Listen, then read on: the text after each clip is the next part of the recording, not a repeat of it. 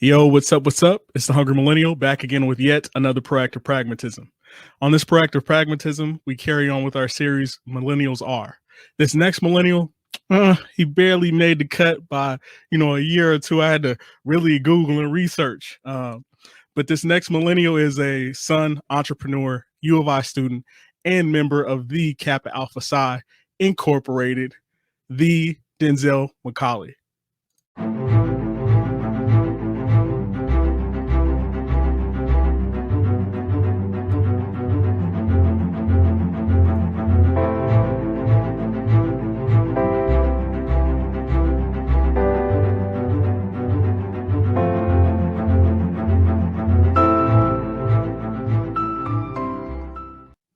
Yo, Denzel, welcome to the podcast, man. Hey, you just I gotta give you props already, man. You didn't turn me up with the intro and everything like that. I had to make it happen for one of my day ones. You know what I'm saying? Like this computer stuff, this your mom's doing, man. If it wasn't for her bringing, us kids out of poverty into a situation where we could actually have technology, like my life would probably be totally different right now. No, for real. I mean, Ingrid Underwood. Man, what more can we say about her? The real goat, right? Y'all dealt with her on the weekends. I dealt with her 18 straight years of my life. So, and you know what? We gonna get into that because there is something about her style of raising children. Like she just breeds success. Like I've never seen anything like it. And so I don't know if I want to start there, but talk to me about your path from right now, from computer lab days to you hooped in high school, you was a little, you know what I'm saying, you was doing your thing, to now at U of I. What was that like? Just give us like a quick synopsis. Yeah, I can tell you the really crazy thing about it, and Carbondale is just a beast in its own. Wouldn't have definitely known that growing up, but just obviously being in the thick of it, you really don't catch on to that until you look back. So really and truly, like going back to even just a little bit before the computer lab days, like my mom, single parent household, she well known in the community, different things like that. Always plugged in with that type of stuff. But the main reason why everything worked the way it worked for me is because I was able to develop a lot of versatility growing up. I became a very multifaceted individual because my mom refused to let me put more than one egg in a basket, essentially, when I was growing up. So I was exposed to a lot of different things. And, just even having my older brother, Pierre, he's literally 1 year older than me, 2 grades ahead. But it was so crazy looking back how you can have an older sibling that literally lays a path for you, and you just have to walk behind it and pick the pieces up, and you can really just kind of see not where they fall short, but how you can just be more efficient. You know what I'm saying? It's like you're getting to work the system a second time. So that's kind of how I felt whenever it came to my life and my lifestyle and everything like that, where I was able to just kind of like expand on what he was doing. He's not first in college, my mom, had her master's degree. She finishing up that PhD. She's getting there, she took a break, but she's getting back and she's gonna be finishing that up in the next couple of years. And then but yeah, just really and truly the grit that Carbondale instills in you, and just how my mom was, looking back, I thought it was overprotective, but she was really, really looking out for my best interests. Man. That's facts. Like, and that's the most interesting part about that is like she, like, I don't know, it's beautiful because like you were able to, like, I mean, even like swagger stuff like that. So your brother Pierre was extremely smart. From all y'all was he was a brainiac though. Like, and it was like, like, but you couldn't help but like see that like he was a leader in that realm. You know what I mean? Just by being the older brother, even though, you know what I'm saying, you had a little swagger, you know what I'm saying? Like, it's like, I don't know, I know you probably know who Shannon Sharp is, right? Oh yeah. Yeah. Oh yeah. So him and his brother have like a very similar thing. Like everything that his older brother wanted to do, that's what Shannon did. Like his brother actually, his career got cut short because he had like a basically almost a life-ending injury. And they were like, if you play, you may never be able to walk again. Yeah. And everything that happened that fell behind his little brother, which is, I mean, kind of like the big brother now. Like that's kind of how y'all are too now. Yeah. All those things set them up for success. What was it like? So what kind of conversations did she have with you guys at a young age? Because like it was almost to the point where in the computer lab, y'all just knew what to do. Y'all basically ran it and she just kind of overseen it. So what was that like?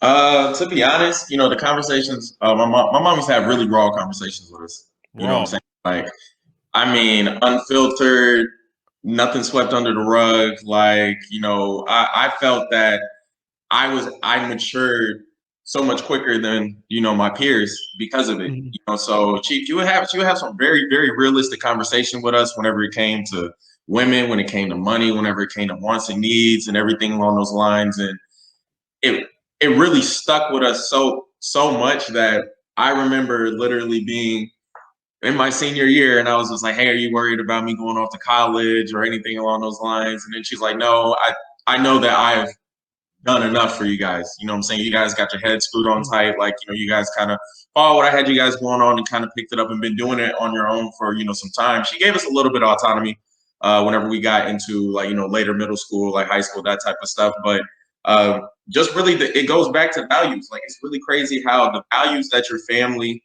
instill in you, they're generational typically. Obviously there's generational cycles, that we want to break within, our own families and traditions and things. But just in general, the way that, the Underwoods, McCauleys, Gibbs, so, you got all those last names in your families, but the way all that worked, like they made you, I was very self-reliant. So, at the end of the day, I'm always going to have me. And that's one thing that she taught me is that, I have a very big heart. I can always look out for people, but you have to take care of home first, so that's why family means so much to me. And, and then really and truly, that's how it all translated to every area of my life. Like, I have to make sure that I have my stuff straight so that whether I'm inspiring somebody or even if I'm assisting somebody or even if I'm following behind somebody, I still have to have my stuff straight in every single one of them situations. So that was mainly the reinforced thing for the most part. And obviously other things kind of filtered in and just built upon it. But that was a very big foundation of just being self-reliant, making sure you got your stuff straight and, not being worried about things that don't really concern you, like getting the bigger picture, find the little pieces of the puzzle that fit into it. Okay. That's really awesome because I had to learn that later. And it was rough trying to navigate things, and the fact that like you can't help anybody else while you're laying on the ground. You can't pick anybody up if you laying right next to them. Literally. Like that was always something that your mom was doing. Like she was making sure y'all was good, like small concept. Y'all load a program on the computer. Now you can go help somebody else. You know what I'm saying? Why they going along. And that's real because right now as millennials, we're facing a society where mental health hasn't always been, at the forefront of the conversation. It's been something where, especially coming from where we're coming from, be hard, be a man, be strong. But, it's kind of hard when you have a generation before us where a lot of things inside of the system, especially when it came to African Americans, actually pushed a lot of African American males out. Yeah. There's this thing where it's like the father ran away. But at the same time, it's like, what condition when you set up a system of welfare where if you have two parents in the household, y'all get less, then those conversations play on the mental health. Because it's almost like I can go left or right, and right is saying, okay, well, we can keep this little family together, but we barely gonna eat. Or if I start an argument right now, I can test if this person really wants to be here. And then they walk out. Now, both I've seen it where two people literally in the same area that we lived in. Their mom and dad was like still together, but they weren't under the same roof because of housing and different things like that. A lot of things that were going on in that system. So I guess my next question is so were you guys in housing, living in housing as well? Oh yeah. At the time, I didn't. Okay. So what was that like? Do you know how your mom got on the path of becoming the computer lady, or what was that? How did that go? Because you said she's trying to get the PhD. Shout out to her. It's like, it's weird how role models they're just continuing to flourish. Like, that's beautiful. Nah. I'm like, I want to get a PhD one day. So how did she become in charge of that program? Yeah, so basically, Tyler Young, I'm pretty sure I know his name's Tyler. I'm pretty sure his last name is Young. He's no longer in charge of housing authority over there in Murfreesboro that oversees everything, but we lived in it. You know what I'm saying? And he had a very, very good relationship with my grandmother, my great grandmother. Like we were all. It was so funny. We had our own little cul-de-sac. It seemed like, aunt across the street, grandma across the street, great grandma across the street, we across the street, aunts, uncles, like all that. But it really just came off that relationship. And again, it's this stuff, like I say, that, she was just showing me as I was younger, just really be reinforcing things. Like, a lot of times people think it's about credentials. You do have to have them. It's very important that you have, that foundation or, those competencies and soft skills, but your network is so important, so she always leveraged that. So I don't know how all of it specifically worked out, but she was very, very close to everybody else, within the housing authority, the people that, just all the way down to the people who came and did maintenance, all the way up to, Tyler that was over everything. So she saw a need and suggested it. She suggested that, I see she was volunteering at the computer lab for a little bit, helping out in there, just like, hey, Ingrid, we understand you're really savvy with, techie stuff, you're getting your kids into it and things like that. Do you mind taking it over? And she did.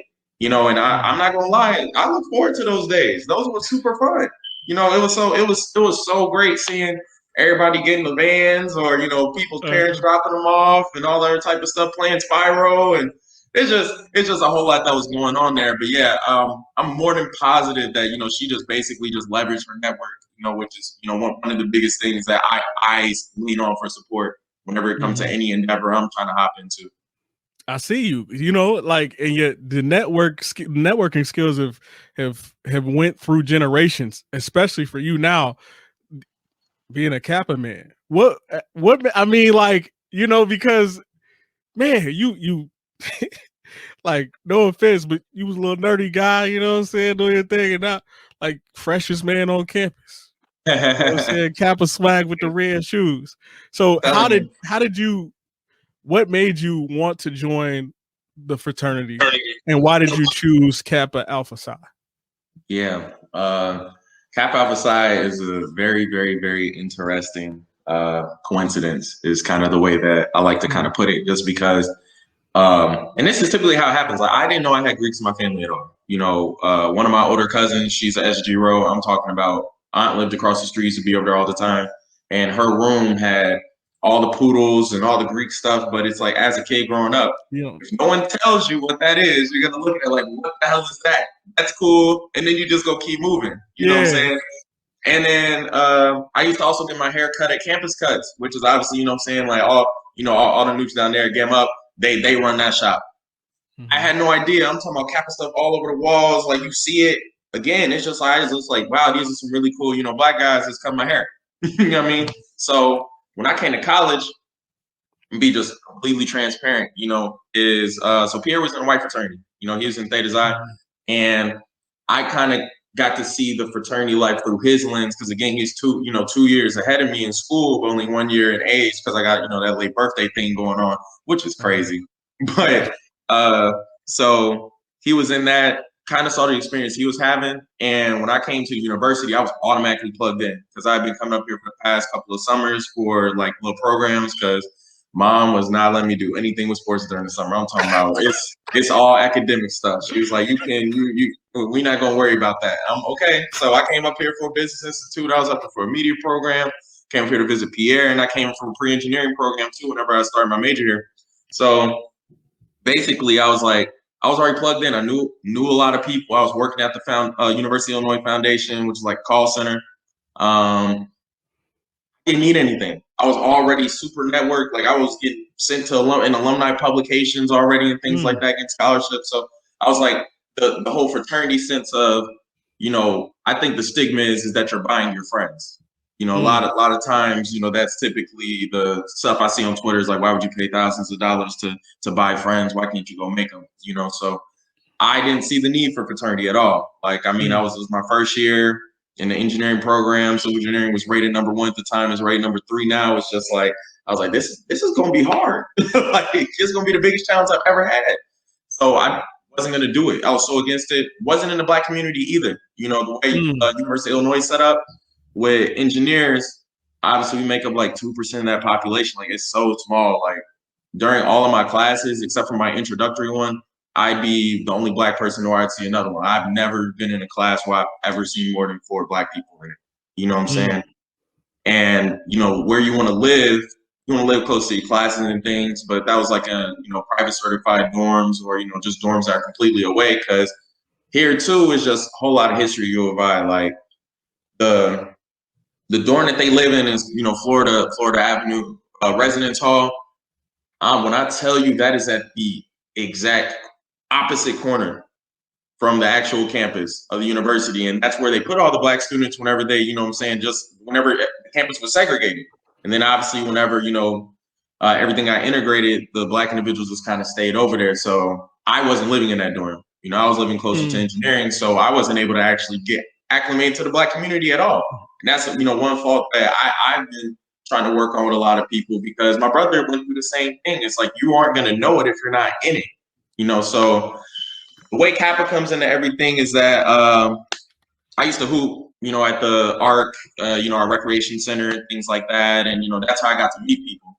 So I got added to our class group chat, so one day a girl dropped the informational flyer in there, so, one of the Kappas told her to put it in there because she was with one of the promotional groups and things, because they didn't want guys dropping the flyers, because they'd be like, what the hell, you know what I'm saying? So they dropped in. I was looking at it and I was like, oh, so one thing I used to do is I used to wear a suit every single Sunday. I wore a suit every single Sunday my freshman year. It was just like, hey, I'll just do it. It was whenever I went to work for 8 hours, I was like, might as well look good doing it.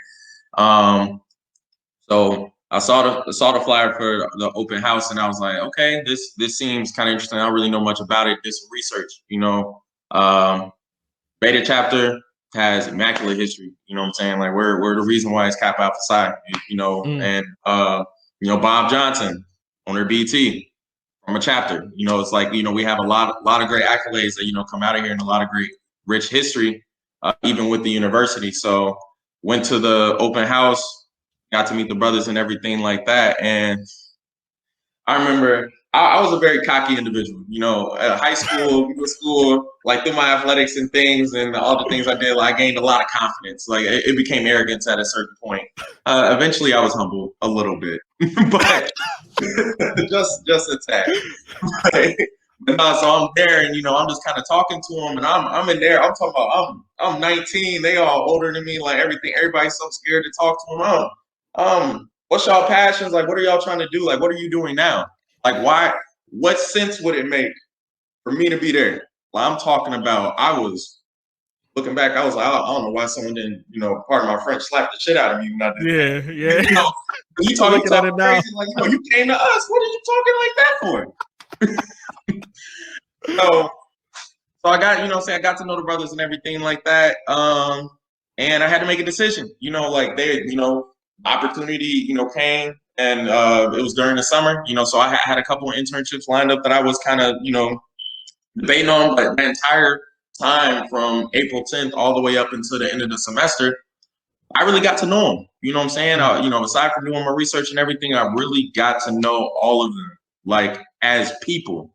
There wasn't this starstruck, thing, and that's why I'm glad that I wasn't in the Black community, because it's very easy to get starstruck by, like profiles and different things along those lines, so I got it from a very, very genuine sense, you know what I mean? And I'm super close with all of them. They literally come, like I told you, they come to my house every single Thursday. and we just kind of rap and chill, just talk about our weeks and different things like that. But the biggest reason why I decided, and I didn't look anywhere else, what I'm saying? Like, that's one thing too. Like, I didn't even take the time to look at Alpha, Sigma, whatever it is. Like, hey, who that? But like, it was definitely one of the best. It was one of the hardest decisions I ever made. It was one of the best decisions I could have ever made. Like, those are my road dogs, man. I would take flights with them, trips, all these memories, and then the network, crazy. Like, I'm talking about everywhere you go, you're gonna see KSI somewhere in some way, shape, or form. And it doesn't even have to be someone that's wearing it. Just the way that you carry yourself as an individual. And kind of going back to your point where you said I was a little nerdy, I was growing up. I ain't gonna lie, I was. But one thing Ingrid taught me too is how to code switch. You know what I'm saying? Okay. Code switching is very, very important. She was a beast at that. I'm telling you, I'm talking about. She would snatch y'all up and be like, Tommy, yes, Central Delete. No, for real. But code switching, like, I learned it, and obviously, like, hanging out with them, a lot of them are from the city and things like that. The more time you spend with the individual, the more you're going to adapt their personalities. So we give or take different things from each other, like how we talk and things along those lines. But I'm still me. I'm still the nerdy, giddy individual. But I just carry myself a little more swagger nowadays. I like dressing a little better. So yeah, young man. I see. Yeah, but that's it. I think, our community needs individuals who have that combination of being able to code switch. That's vitally important, and showing people that like they can do both. Honestly, if it wasn't for me, I put a lot of pressure on myself. Like, I had to graduate in 3.5 years to maintain my ROTC scholarship. Yeah. And so I did go down that route, but like you went in, like, when you was talking about the confidence is like, why do I need said organization? But once you really start to dig deep into the history of the organization, you start to realize, like, they were a lot of people who and brothers that paved the way from KSI, and so that was a beautiful thing that drew me to it as well. But I'm fighting a scholarship, trying to figure out, it's my military career. I'm trying to go active duty. It was just rough because I saw brothers like left and right that was joining other Greek organizations, and they wasn't coming to PT. Yeah. And in the fold, you had this Caucasian cadre members who were in charge of an ROTC, and you would hear the things that they would say. You know what I'm saying? Oh, they ain't here. They not doing this. But when you're going through the process, you can't. You know what I'm saying? Like, there ain't nothing you could say. And so that's really hard. That's really a struggle. So my question is how did you balance going through the process? Because you said, so did you go through the process mainly like during the summertime, or like how did you balance school and that stuff? Because I know your mom was super adamant that you got an education, and it's hard to balance. A lot of people can't. A lot of people can. No, yeah. The biggest thing that I just really had to, women have told me this all the time. You make time for the things that you actually want to make time for. They say that sort of stuff. Like, and again, it's like, wow, I'm not saying that women are wrong, but I am saying that is one of the smartest things women has said to me. But really balance, balance is really the thing about it, is that, like, being Greek, regardless of your affiliation, is a lifestyle. Like, it's a lifetime commitment, so it's not like I'm sitting Greek on the shelf and now I'm coming back to it. It's like I live every single day as Denzel McCauley, but I'm also a Kappa man. You know what I'm saying? Like, I'm everything else that I want to be with that too.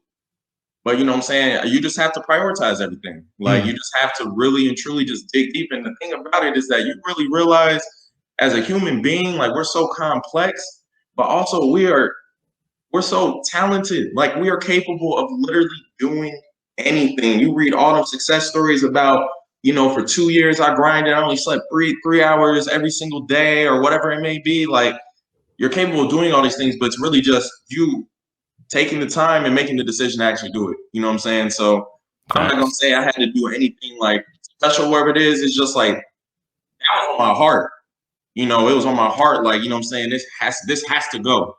You know what I'm saying? I have to do it, and I did it. And looking back on it, that that was the easy part. You know what I'm saying? Like, because now it's like I have to do this every single day. Everything that I'm doing is a reflection not only of myself, but the things I'm affiliated with my job, with Kappa, with whatever brand I may be associated with. You know, and that's the biggest thing that the bond has taught me. Obviously, you know, besides like brotherhood and all the other things we learned in that, but like your affiliations bleed through you. Like, you know what I'm saying? Like they exude through you. You can't just suddenly just like, okay, I'm coming out today, but I'm not affiliated with this today. You know what I'm saying? Unless you're completely dissociated from it. But even whenever you do that, I'm not gonna lie. Unless somebody else says it, you're probably still part of it. You know what I mean? Like, you know, people try to run away from whatever it is. Like I just recently switched jobs, and I didn't make it like super duper known that I had done it. And even though I haven't been like, you know, because I worked in the building I lived in, I was a leasing manager here. You know what I'm saying? And so I'd be working right downstairs. But I don't work anymore. I work, you know what I'm saying? I work about 10 minutes away now. And even though people have not seen me in the office for over a month, they still hitting my line like, hey, man, like, you know, can you help me like with X, Y, and Z around the building? And I'm just like, I don't work here, man. You know what I'm saying? So, again, that's that affiliation thing, you know. So, you know, really and truly, like, you're always going to some degree, be affiliated with something that you put your time and effort, you know, into, especially if you had an impact. Okay. That's deep because I mean, I'm exactly the same way with the military. A lot of people, you know, there's a certain demeanor that I present, and people they don't really know what it is because there are a lot less of us in the military in general. And so it's like one of those things where like I have to always be present in the moment and understand that anything that I do can be a reflection of said thing. Like usually they won't just blame the person. They blame a lack of excellence on that organization. Exactly. And that's super powerful. And I'm glad that you're leading the way on that because, you know, a lot of brothers, they do join, you know, Greek organizations and things like that. And then it's like, it's weird. The same thing happens in the military as well. They get to a certain rank or they get to a certain level. And then that's it. It's like, we made it. And I'm like, at this opportunity, at this level that you're at right now, this is the most pivotal moment. Every next moment is the next pivotal moment in your career, a part of that organization, all of those things. And you still become a reflection of that. And it's like, you know, people get towards the end, or they've been in this unit or special forces, all this stuff. And then they come to a regular unit and then they, you know, they act unbecoming per se. Like they're not leading with those same values. And everybody that saw them and wanted them to go into that organization, they expected a ranger to look like a ranger or a special forces person to carry themselves like special forces. But a lot of times we get, or a captain, for instance, there are a lot of captains, a lot of my peers who I've felt some, how do I put it? I felt some resentment like towards me because of how I continue to carry myself. It's like a lot of cats that get to the captain level and they're like, oh yeah, I made captain. Oh yeah, getting my retirement plan together. And I'm like, wait, hold on. What about you trying to be your best so you can be a major or a lieutenant colonel or a general or something? You know what I mean? Like, so, but we don't realize when we stop working, when we stop putting in the work, everybody that came behind us, it's like we're clogging up the line. You know what I mean? Yeah. Instead of getting aside, we still, you know, humans are fallible. So they still telling their glory days stories, but they're not leading the way. And that's super important. So my question is why did you choose the U of I? Did your mom go to U of I or where did she go? No, she went to SIU. Okay, so she would, oh wow. Okay, so she had that foothold in SIU, and then a lot of people that went to SIU was in housing as well. So that makes sense. Why did you choose U of I? Oh man. Okay. So this is again, man. It's another interesting. My life is so interesting. Whenever I look back at it, I was like, wow, why did that happen the way it happened? So good old Pierre, William Dion McCauley is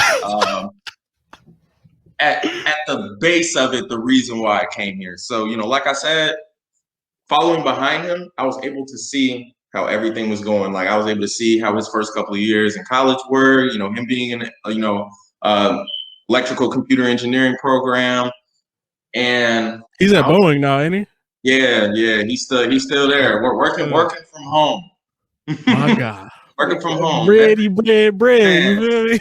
Yeah, get in the bed, man. You know what I'm saying? But no, like, so I was able to follow up behind them. So the biggest thing was them standardized tests that matter so much when you're doing anything. You know what I'm saying? So the ACT,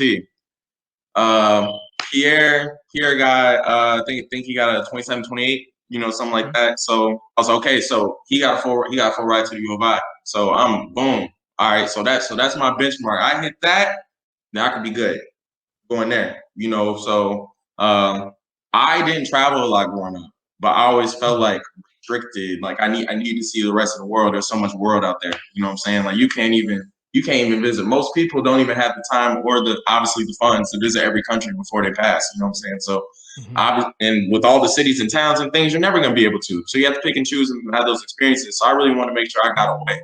You know, people ask why not go to SIU.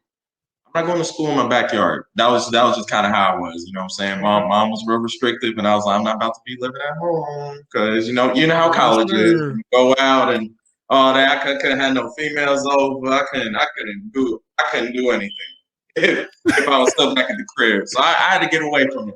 So I applied to I think it was around 15 schools. I got into 13 to 15. The only two I didn't get into was Ivy League schools. So you know what I'm saying? That was the Wharton School of Business, UPenn, and then that was at Stanford. I'm pretty sure it's because I got a C. First semester senior year. You know they be checking stuff all up until the end. But I wouldn't want to be there with them elitist kids anyway. So so I was like, you know, I was looking at University of Oregon. I was looking at Arizona. I was looking at Ohio State, Miami, in Florida, Butler, Michigan State, you know, all those sort of things. But also I talked earlier about me being a multifaceted individual. My mom made sure I didn't put all my eggs in one basket. And that was a great thing until it comes time to make a decision on what the hell you're going to do, you know, because it was like I had gotten experience in all these different things and I was able to excel in all these different areas. So it was just kind of like, where do I put my passion towards specifically? It wasn't the easiest decision. So I applied to all those schools for different majors. For the most part, it was like if the school was really good at business, apply for business. Really good, you know, pre-med, apply for medicine. Really good at engineering, went for engineering. And it was smart, but it was tough because you know U of I almost rescinded their offer because I was taking so long. I'm talking about it was the last day. I had 2 hours to accept my offer from U of I because I got a 31 on my ACT because I took it a second time. I got 27 the first time, retook it the second time, got a 31. So I was like, okay, I'm cool anywhere I go because I got all the like offers in the full ride letters in the mail and stuff. But it was just like, what was the point in going so far? You know, because all my family's in Carbondale for the most part. Champaign is 3 hours away. I can just hop on an Amtrak. And that's like, if there's a family emergency, I can rent a car, whatever it may be, and I can get home. You know, and then Chicago, 2 hours away, I can fly out and go anywhere, which, you know, I have been doing as of late over the past few years. You know, so it really came down to those factors, the fact that I had a sibling here. You know, Pierre is my best friend. You know what I'm saying? So I was like, I get to go to school with my best friend. I'll be in the dorm my freshman year. He and I will live together his senior year and sophomore year, which we did, and it was bussing. But also, I was plugged in. Like I told you, like I was coming here during the summer, so my mom was sending me to camps up here. So it was like I knew faculty. I had a support system. I had, you know, leverage in certain areas. So why go and just try to start fresh somewhere to prove something? You know what I'm saying? Like why not be smart when you're making those decisions? So U of I got me. They were my last choice. I said they were my last choice. They were my ace in the hole, and I went with it. You know, so and shoot, I'm still in Champaign now. And it's Champaign is like Carbondale, minus all of the lack of development. You know, Carbondale has zero development. I don't know what the hell the mayor doing down there or city council and all them. Like they're not developing stuff, and I'm hearing all the stuff about Ernest C. Hayes Center. Like up here, it's just everything is just crazy down there. You know, like it was so good on the up and up. Even the university, it was on the up and up. Everything when we was growing up, and now it just seems like it's plateaued, and soon they about to run off a cliff or something. That's interesting. It's interesting that you say that because, man, like our generation of young people, like we were like literally blessed. Yeah. Because we had like, whether it was sports, you had Eddie Payne that was taking people back and forth to different things. You know what I'm saying? You know what I'm saying? You had your moms, you had Mr. What is it, Navarre? we had all these people. We had the Urban C. Hayes during the summertime. Like we had NYSP. Like we had like all these different programs. And like then you go back and the mall is struggling to be open. But I tell you one thing that happened. See, when I was younger, I used to go with my dad to like the city council meetings, and they would just straight up disrespect. Like, I mean, Congressman Haynes or Mr. Haynes, he try his best to vouch for our community and our side of things. But money really moves things. And at the time, the mayor, they would, African American male would step up, talk about the roads and the streets and how things were being neglected. And there was even a lawsuit because back in the day, they allowed somebody to drop like a bunch of like railroad ties and stuff in black neighborhoods that were like super toxic, like had super toxic chemicals on there. And a lot of people in that area were getting cancer. And so when it came to the pivotal issues that weren't sports related or any of those things, they just brush them underneath the table. The mayor that we used to have, especially when we was younger, he used Carbondale as a platform to move on to try to take over other things. Is that Brad Cole? Yeah. I think it was Brad Cole. Yeah, white hair. Yeah, I think so. And it just it's really discouraging, but it is beautiful that the foundation was laid for you to keep carrying that torch.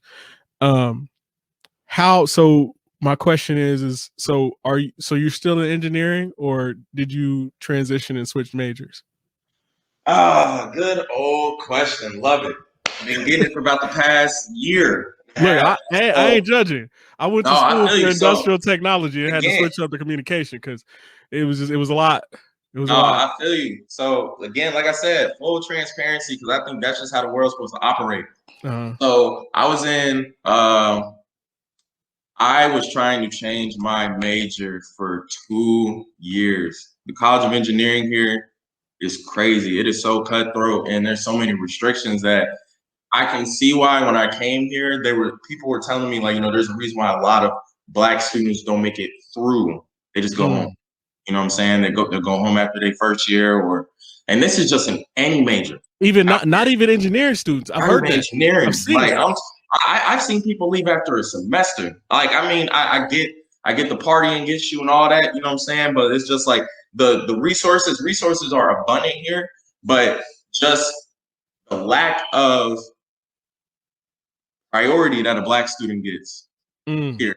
It's crazy. You know what I'm saying? So like, I'm glad. No, go ahead. Like they don't have like any like Black mentorship programs. Like you would think like they do. There's been some brothers that.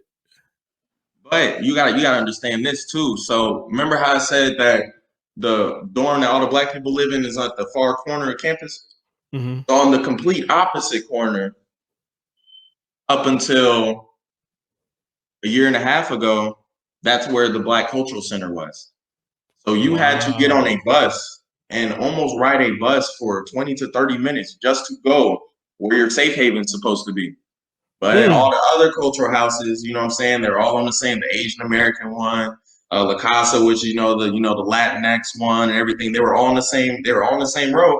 But the Black house was there too, but it was so the lack of funding, they could not afford to, within themselves, like the staff that was working with it and things like that, fix it up and keep it good and everything along those lines. So eventually that building got condemned, and then campus, instead of saying, you know what, we're going to step in here and make sure that our Black students have a safe haven, they said, well, why don't you guys just move all the way over there? So they moved literally because the Black house is in Urbana. They moved it all the way to Champaign onto the outskirts of campus. I'm talking about it was way out there, but then they've been fighting for it. Like, you know what I'm saying? Like I was a part of a committee of students that was kind of like not necessarily lobbying for it, but we're just kind of like, figuring out a plan to kind of get the word out about it, because they needed a lot of money, you know what I'm saying, to rebuild, because they had to rebuild that house from scratch. So they finally got it pushed through. Like I'm talking about, I heard about this my freshman year. And this is my 6th year in Champaign, and this just happened a year and a half ago. And I'm talking about they just got the money like 2 years ago. So they have been fighting for that money years before I came. So it's just really crazy how, again, like you just said, money makes stuff move. And if you don't have it, or if people aren't willing to give it to you because they don't see the need, and you utilizing those funds, and they rather put towards sports, or they rather put towards another ethnicity, or another entity, then you're screwed. You know what I'm saying? Like, you can ask Black people to, like, you know what I'm saying, let's all, gather our own pockets and put it towards that, but then all of a sudden you're gonna have a lot of homeless people. Well, and now you got us laying on the ground again and setting ourselves on fire to keep other people warm when we've been neglected all across the board. That's one thing that I'm starting to see as a trend. So the other day I recorded a podcast with a doula, shout out to Hannah Howell, and she's African American. And it's not a blatant racism thing. A lot of times it's a system that's been put into place to neglect, and never had a conversation. And then you feel that residually throughout generations, over and over and over again. It honestly, and I'm the last person to be like, yeah, the system is keeping the man down, because I already know what the system has always been. And you and I were blessed with, I mean, I had my dad who was able to, express some things and like some things like that, but we were raised at a place where no matter what, go out and be excellent. Don't just be Black excellent. You know what I'm saying? Be excellent in yourself. And it's hard also being educated and going to college and doing all those things, because people think you don't care about them. Like, oh, you grew up and became bougie. But they don't understand that the best way to uplift the community is the almighty dollar. However, as African Americans, we throw our dollars in everybody else's community, because we don't have community. And then when we throw it at each other, it's, can I get a discount? Can I get something for the free? And without adding any value. Because now you go tell the homies, hey, bro, I got the hookup. Now they gonna want the hookup. Now, you know what I'm saying? And so all those things continue to spiral out of control. And nobody wants to, it's hard because people don't want to have these conversations because they're tough. And like I expressed on the last podcast with her, like, this isn't me blaming a current person. This is just saying, like, help is needed. Help is wanted. And as African Americans, we are some of the quickest people to go out and help somebody else, to go to try to lift somebody else up, because we understand oppression. Yeah. We went through this with the military overseas. A lot of time over there, they had a Juneteenth cake for us in Kuwait, bro, in Kuwait. And they barely had a conversation over here. Yeah. It's crazy. Like, soldiers would go to Paris and want to extend over there during wartime, just to get the respect that any human should receive in their own country. And these things have just kind of spread put its phantom, claws into everything that's going on now. I'm like, you don't understand how those two things don't work out, or you don't care. And what you find is a lot of people just don't care, because if we're being honest, a lot of people are inherently selfish, and we all get to that point, right? We talk about self, but at the same time, it's like, you're talking to people that you want. You say you throw money at them, and they're going to waste it and throw it elsewhere because they don't have education. And then when they're trying to get the education, you don't necessarily provide them the resources or just the conversation. We just want a fair conversation. Mm-hmm. You know what I mean? Like, money, whatever. It was weird. A couple years ago, I had somebody tell me, he was like, "Oh yeah, you think it's, man, I was in college. He was like, you think it's fair that all these Blacks, you guys get all these scholarships and all this da da da da da?" I never got one Black scholarship. I never got any of those things. And then I threw myself in a pot that is predominantly, Caucasian with the military. And then I had to go and produce for people that didn't even understand our culture. Yeah. And that's the hardest part, because if you don't succeed, you'll be upset with yourself, and then everybody else will be upset with you because they thought that you were supposed to be this and that. And then when they think you made it, now everybody has a hand. I'm like, no, like, this is just what regular people do. Like, regular people make this money. It's not that we made it, but when your mentality is so used to looking at things on the other side, like, on the other side of tracks, on the other side of town, and Carbondale was saying, well, on the other side of town, east side, right? East side, yep. Shout out to the east side, but on that other side, you're so used to seeing bare minimum that when somebody else gets something and they're ascending and they could be way more successful and would feed that money back in the community, people turn the blind eye on you like, oh, now you uppity, you changed. And I'm like, no, I'm just trying to do the best with what I've been given. So that way, you know what I'm saying, I can help bring somebody else up. Because I had this conversation with Dre the other night on the podcast, you know, Dre Sean Payne, right? Oh, yeah. And I had a conversation with him, and we basically were talking about like how you have to be that pillar and that standard and lead the way. And I was like, you know what, if in the future, if you doing anything in the community, I'm more, you know, I'm more than open to, you know, helping and trying to volunteer. Cause that's what my pops did. That's what your moms did. Like that's, we're not above community service. A lot of us branch from people who have held the community up. So I think I'm really glad that you shared that story, because that's powerful, because people think that like that doesn't exist.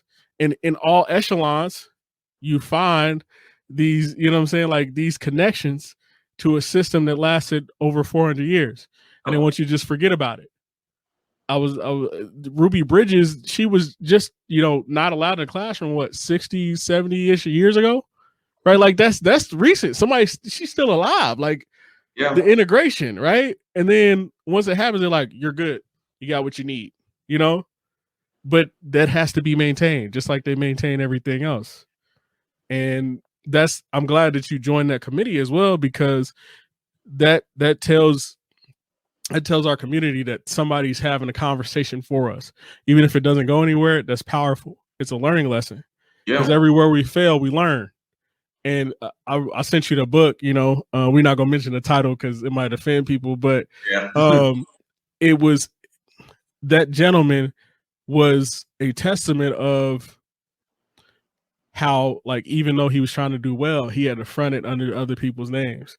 And there's so many movies and documentaries that's coming out like that. Like, you've almost got to put somebody else's face on it just to succeed. And if that's how it's got to go, that's how it's got to go. I get it, but it's not fair. Like you one of the hardest working cats, you know what I'm saying, to come out of Carbondale. You, your mom, y'all breed excellence. And it's one of those things where, like, even at that level, you can still, you know what I'm saying, feel the wrath. Like like African American females are 3 to 4 times more likely to die during labor. That's crazy. It doesn't, but that's it doesn't matter what income. That's not based off of an income disparity. And that's the wildest part, is because as African Americans, we're expected to follow along with, you know, everybody else's equal rights and opportunities, but we get lumped in. And they're like, this group's got it. You know what I mean? Like, here in the United States, they created the race. You know what I mean? Like the race thing. Here's this race, here's that race. Slavery never, until the United States and England start doing a little slave trade thing, actually until it got here to the United States, it was never about skin color. It was all about, and slaves were also treated differently. A lot of times it was indentured servitude. It was a village capturing a village. It was like prisoners of war. And then we get here and they create a whole different race-based system. And now, you know, the Asian community, Pram, just all these different communities are feeling the wrath of a system that just was paved over, just like our black neighborhoods back in the day. And in a lot of the Chicago areas, a lot of in Compton stuff, they just built a highway over it. They just built an expressway over it. And then everybody else would move out and all the money would go elsewhere. And then you trapped trying to figure it out. So I know I went off a little tangent there. Oh, you all good. You all good. But so you talked about how you and your brother were really close. What is there ever like a rivalry there? Like did he be talking to you like, hey, you better do this. Hey, if I was there, I would have did it like this. Like, is that, I don't know. Y'all closer, like, you know what I'm saying? Me and my brother, we just different. We never really talk like that because there's kind of an age gap, right? But is there like that sense of rivalry there? Like, how do you feel about that? I say, you know, it was very, very big growing up. You know what I'm saying? I used to, boy, I'm better than you. Like type stuff. I used to say that. You know what I'm saying? I was like, boy, I did this and you know, and all you did was this, woo woo. But again, like I said, it got to a point where I just became so thankful for it. And, you know, I've had some super duper, like, and it was kind of, you know, it wasn't like tough to admit, but it was just a hard conversation to have because I'd be really emotional about it because it's just like, I have no idea what my life would look like if I didn't have my older brother that was right there. You know what I'm saying? It was literally, it's like you take a step and there was really no me having to stumble or fall or work through all that. He did that. You know, like we have older siblings, you know what I'm saying? We got two, you know, got older brothers and sisters, everything. On our mom's side, it's a 10-year gap. So there's a lot that the world has changed so much. Now I'll say that the world nowadays is just really just kind of little tech just coming in and different things along those lines. Like, you know, it's like everything, it's not like stabilizing, but it's not like how the 70s to the 80s to the 90s to the 2000s, 2010s looked like. You know what I'm saying? Those are all very, very significant decades for everything. You know, so he was having to work through that and going off to school, being there by himself and, you know, just kind of trying to find his way. We aren't rivals anymore. You know, like we really and truly are just kind of, but we'd rather just work together at this point, you know, and it's just like, I always lean on him for guidance. And he even asked me for certain things, you know what I'm saying? Cause I'm good in my areas. He's good in his. And even though we used to be like this, to the point where we're going grocery shopping and people think that we're twins. And I'm just like, I look nothing like this dude. You know what I'm saying? Like, but now we were here, but now we're starting to kind of do this when it comes to like who we are. We have our individuality. It's no longer that's Denzel's brother, that's Pierre's brother. It's Pierre and Denzel. You know what I'm saying? And we happen to be brothers. You know what I mean? Like, and so it's a blessing. Love it, you know what I'm saying? Like, I got to go back down to St. Louis, you know, mess with them. Now, one thing that we do compete is whenever we go out. We compete, you know what I'm saying? Drink drinks on the table, tabs, different things like that. That's normal. But otherwise, like, he can have it. I don't know if you follow him on Instagram, but Pierre then went from 120 to like 180 pounds, like big as hell. Whoa, like, super small. He said, I got the money. I might as well get the muscles now. You feel me? No, for real. I'm talking about double whammy, like whole combo. Yeah, no, that's my dog, man. And that makes me feel really good about like growing up with y'all, because like it's also interesting. Like a lot of, even as computer lab kids, like we were kind of like not really on the in group of everybody else from a popularity standpoint. And it's beautiful seeing like the fruits of our labor turn into different types of levels of excellence, because, you know, there really wasn't a perfect group for us to sit in. Like we've always been fairly different when it comes to, you know, our paths, right? It's like, here's the military, here's college, here's engineering, here's those things. So that's really awesome to hear that y'all kind of bringing it full circle, because that's how you change communities. It's about telling that story and having those conversations. And I'm glad that you came on the podcast, because I wanted to get your story. So I'm like, oh, man, this young man went from, you know, geek off the street, basically, you know what I'm saying? I mean, we was all from the streets, you know what I'm saying? Yeah, and good trenches. to the University of Illinois. Like, you don't realize how pivotal, like, you going and accomplishing the things that you have to date.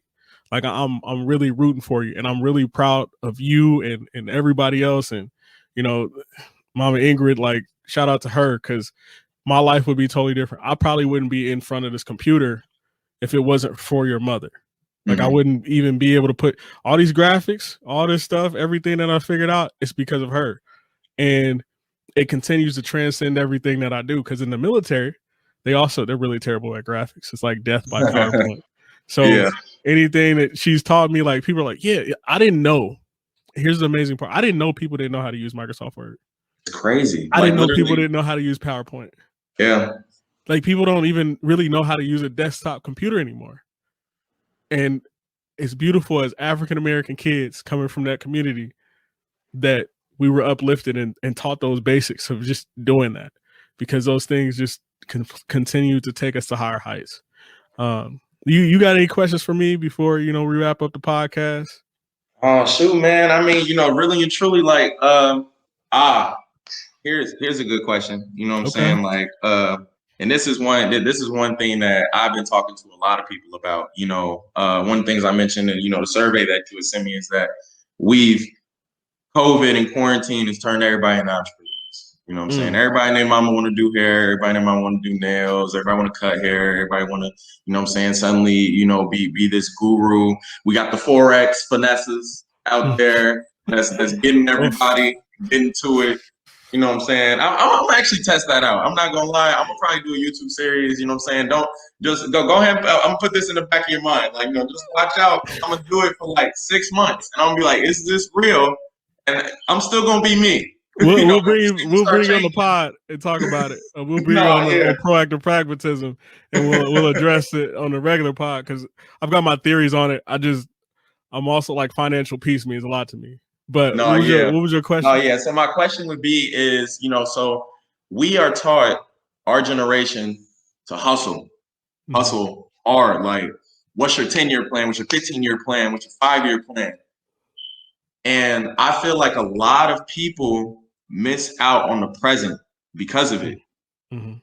So, you know, my outlook is really like, you know, you put all your time into this and then 10 years down the road, you don't even want to do it, you know, so, or, you know, some changes, or you have like, you know, something that comes in like, oh, I won't travel because I have to work on this. And then suddenly you can't travel anymore because you got a family, or you can't travel the way you wanted to that time. So what's kind of your outlook on our millennial hustle as it's developing, especially over this last year and a half, really, you know what I'm saying, just because of how COVID's and changed everything? I'll be honest, like, I think it's beautiful. I'll start there. I think it's a beautiful thing that all these people are trying to chase their passions. The problem is when people see success, they see it from the lens of social media. You talked about this as one of your interests, how people are glued to a screen. And before I did this podcast, like before I started this series and all that, I had been dropping videos on YouTube for like 2-3 years. Like, I started a channel a long time ago, but I didn't have all the pieces because I just wasn't passionate about it. Yeah. And and a lot of people think that they're gonna make that instant money and then things are they're gonna be great. But the problem is as millennials, we have to slow down and ask ourselves, have we been putting in any work? You know, it's like I had somebody jump in my inbox and he was like, oh yeah, man, you successful. How'd you do it? You know, I'm trying to do this. And he was like, yeah, I just want to quit my job because I believe my passion is the way. And I was like, in my mind, like a Bible scripture, faith without works, you know, is nothing. You know what I'm saying? And people aren't actually putting in a lot of work because it's easy to get on the internet in front, but it's harder to schedule interviews. It's harder to reach out to people and ask them to be on your podcast.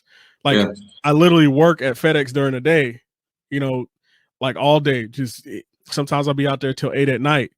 And my biggest feeling is a lot of people are going to be very, very disappointed and just live off of the clout of them just saying that.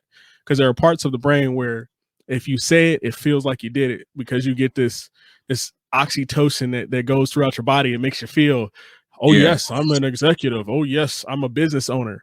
Like that's that new rah thing, you know. And a lot of these things that they're trying to go into, they've never actually done before. So they think they got a good product, but because they're popular, people are going to tell them that like that's what it's there for. But there's no passion after the likes because there was no passion before the likes. And I think we have to be realistic about the likes and ask, like, are we really rooted in this? Like, I've dumped thousands of dollars over the years into this podcast. All the ads, everything I do on my own. And that comes from me, you know, giving plasma, doing all those things. Like, I really believe in giving people the tools to succeed. And so that's why I put out little messages and podcasts so people along the journey, they stay the course. Because the hardest thing that you could ever do is live in regret later that you didn't follow your dreams. Like, I don't knock none of the Forex, the digital coin, all that stuff, but I know I study history. I've read a lot of books, you know, Robert Greene and stuff like that, where he talks about the laws of human nature and how all these things are cyclical. This isn't the first COVID type scenario that we've been through. We've been through multiple depressions. We've been through multiple downturns in the economy as well. And here's my thing is for the millennials who are going to keep their things, their head to the grindstone, they can succeed. Like, it's actually more likely that, like, if you do it during a time of struggle and a time of trouble, that at the end of that, you will be successful, but it comes with a lot of failure. And I think we have a hard time accepting failure, and then not just accepting it, but learning from it, because you got all the tools. Like, I'm going to be launching my detailing business so I'm getting deployed again next year. Mm-hmm. But like, I want to be completely debt free, because the last time I launched my detailing business, I was doing it out of the trunk of my car. I had bought the equipment, but I ran into financial trouble, so I started selling things. So my next move is like, I'm living and learning. I'm listening to the Dave Ramsey's. He's like, get something cheap, start cheap. Yep. Start with go get the equipment you need, but you don't need a brand new van. Get the old van, because then you can fix it later, and you can be debt free, and it's on your time. So in a couple of years, I'm also probably going to be reaching out to you about the U of I, because I'm going to be pursuing my master's and getting that paid for by the military, which wasn't free. None of that was free. That's the other thing is nothing free is worth it, and anything that's worth it is not free. No such thing as a free lunch. You know what I'm saying? At all. Like, even back in the day when we was getting free lunches, somebody was paying for that in taxes. Oh yeah. You know what I'm saying? Like, so I think that a lot of people can succeed, but will they?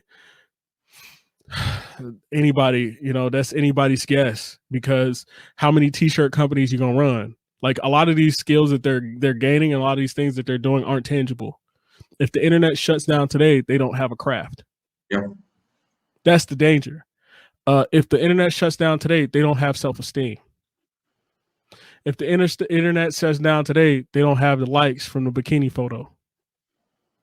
If the internet shuts down and they haven't been working on their body and all those things, all of that body care, self-love things that you get that are fallible, because people are just only viewing the sexual side of you, they go away. And then what you're left with is you. And I think a lot of entrepreneurs need to be entrepreneurs. Patrick Bet-David talks about this in his book, Your Next 5 Moves. And a lot of people need to work inside a company and fuel that company, because most people aren't number one in a company. They're not number 2. They're not number 3, number 4. But most number 4s make actually way more money in that company than the actual owners, because then you have equity.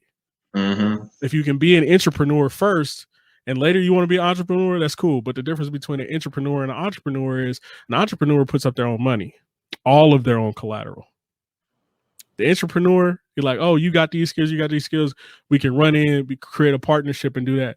But entrepreneur just sounds like a really good, sexy word. I mean, that's all it is. Like, I don't, like, anything that I do, whether it's detailing or nothing like that, I don't put an entrepreneurial label on it, because once you start putting that label on it, you start dumping your money into the label instead of your business or your organization. Like, most of these cats that's doing this, a lot of them, they took their financial loans and they put them into going to Cabo, doing whatever, which is fine, right? If you have a way to back that, cool, but it's not real. You're setting fake expectations. College is one of the only places that you can go and pretend and act without having to actually work or do anything else. And they're not consequences. No consequences. You're living in a bubble. And then the thing about it is, people forget that once you're in the real world, it'll pop. Facts. And I told my troops about that. I told my troops while we was during COVID, because I had started making steps financially. I was like, I'm tired of living paycheck to paycheck. I was in a lot of debt, had a bunch of repos, stuff like that. And I made the decision to start saving money. And then I got a call for the deployment. But I was telling my troops while we were over there, I'm like, listen, you're going to a totally different world. Tighten up with your expenses. Watch where you're putting your money. I know you want to go and turn up. I know you want to do these things, but they're over there farting for toilet paper while we over here fighting for freedom, doing our thing, making these sacrifices. When you get back, it's going to be a wreck. It's going to be different. And I see a lot of those same troops, on social media. They don't love themselves enough to not want to show out for everybody else. So they showing off and going broke at the same time. A lot of them got businesses, but they don't have a regular job. Yeah. It's missing work. It takes work. You have to go to work. Even though you got the stimmy, stack that and still go to work. It takes, I'm telling you, like, people think that what was his name? Elon Musk. They're like, oh yeah, man, he Tesla dude, you can do it. Jeff Bezos, you can do it. Majority of people aren't going to become a Jeff Bezos because they're not willing to basically, eat crap for years, hang out in the garage, get things off the ground the right way, building a solid foundation. A lot of stuff that they're building is built on sinking sand because they only have community clout from where they come from. That's one thing I'm glad, like you and I, we're kind of blessed in the fact that like we weren't the heroes of our communities per se in a sinking sand way, just because popularity and swag. Like when y'all was in grade school, like your mom went like, hey, throw him in the swaggiest thing, whatever. No. Hey, funny thing about that, I was just talking about this the other day. I wore the exact same outfit in 4th grade and 5th grade, the picture day, and I didn't even know it. I'm talking, my car was the same, and both of them, damn, I took the same picture. Well, but yeah. It's about wants and needs. It goes back to wants and needs. You know what I'm saying? And then understanding those sorts of things. And then balance. Like, like setting a schedule. Like schedules have saved me so much, even in the military. Cats don't write things down. They literally just be spitballing. And I'll be telling them, I'm like, take notes. Because a lieutenant colonel once told me this while we were deployed. He was like, the shortest pencil is better than the longest memory. And that stuck with me. And I, even when I'm on FedEx, I get a little whatever. I'm typing in my phone, putting down, something I was thinking about, resetting my schedule, write things down. Like even right after this podcast, I'm like, get your butt to bed because I got to go get plasma in the morning. So that way I can pay for ads on Facebook to make sure these videos keep getting pushed to the right people. Because for me, and I'll finish with this. For me, it's about the passion. If you follow the passion of adding value to others, it will take care of you. Adding value to others and then put in the work, it always takes care of everything. But if you lead with the dollar in mind, if you lead with all those things in mind, dollars go away. But that value comes from self. It comes from self-love. It comes from, I love myself enough that I know that I need to love on other people and add value to their lives so that way their lives become better. But it's a phase, but this phase has always been going on, It was, I remember when pyramid schemes was going on, it works, all that different stuff. The quick, like I can literally throw a t-shirt online right now and scam a lot of people and be like, yeah, that's that weight loss t-shirt.